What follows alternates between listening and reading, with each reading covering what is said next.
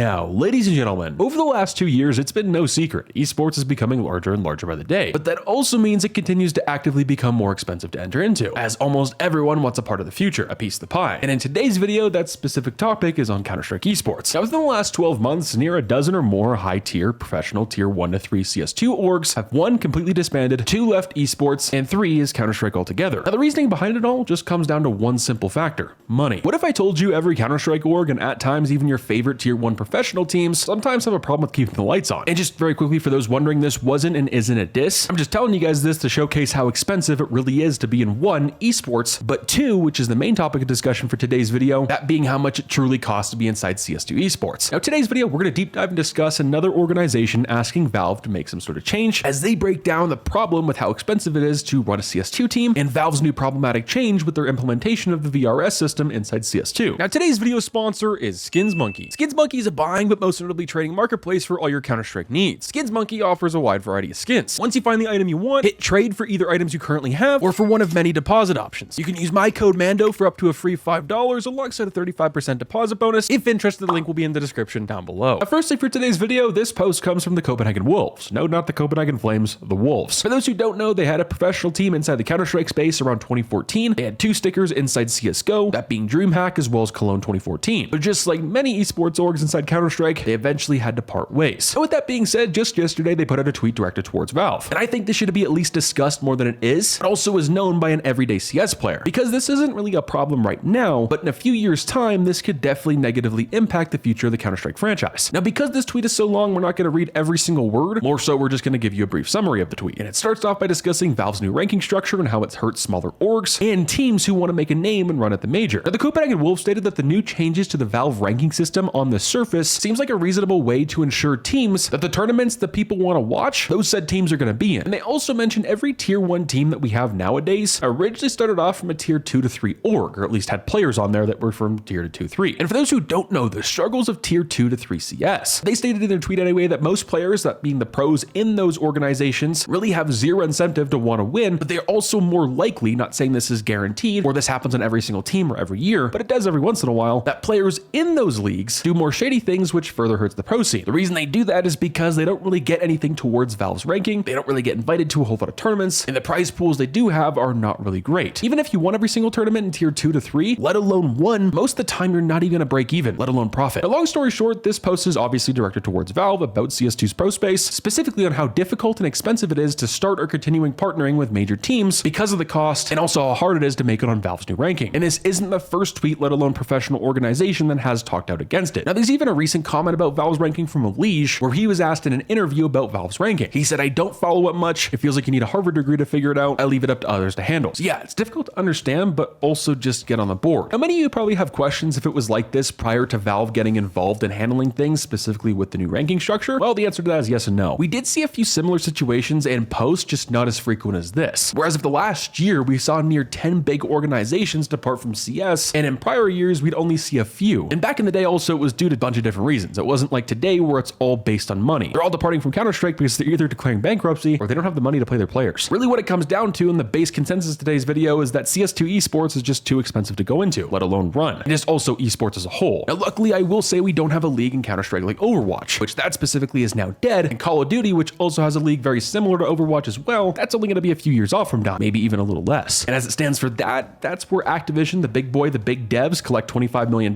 from every single team who wants to enter the league, and that's just the entry. That's not paying players, that's not for paying flights, that's paying for literally nothing aside from you just being able to compete with whoever you can kind of scrap together. And like we mentioned about Counter-Strike earlier, similar to Call of Duty, but it's a lot worse in this scenario. Even if you won every single major tournament every single year, where there's only a couple in COD versus Counter-Strike, for example, there's a bunch, you still would not be able to break even for the next 10 years if you won every single tournament every single year. The way these things are structured are not for the teams and organizations to profit and eventually get out of debt. They're meant to be in debt. Now, to bring down the cost for Counter-Strike esports, let alone esports in general, but right now specifically Counter-Strike, I have a few ideas. Number one is we would have to lower the production quality of events, which probably won't happen. It's gotten a lot better over the years. It seems too professional, and it would be really, really weird to kind of go back in time. Why would you want to do that? Number two is probably also very unpopular, and that's to have less events throughout the year, which some people and pro players would probably appreciate this at some points in the year, but not everybody. That's what makes Counter-Strike so different, is they have a tournament on literally every week. And a lot of the tournament organizers are most likely going to disagree with this, since they make too much money from every single event. event. And also, since they're now partnered with Valve, and Valve is essentially having bid wars by these tournament organizers to see who gets a major or just a random tournament throughout the year. And my last idea is also very unlikely, but that's to pay players less. This also probably won't happen unless regulation from Valve or orgs took place. And at that point, I mean, if that happened, most players would just go play a different esport, such as Valorant. At the end of the day, it really seems like just another year with this continuing to grow and become a larger problem that we as Counter-Strike players, but also the community, just kind of keep sweeping under the rug. And I think eventually it's gonna bite the Counter-Strike community in the ass. Now, what do you guys think down below? Do you think Valve is gonna change anything, or do you think we're gonna continue on the same path? With that being said, ladies and gentlemen, I'll catch you in the next one. Fallout.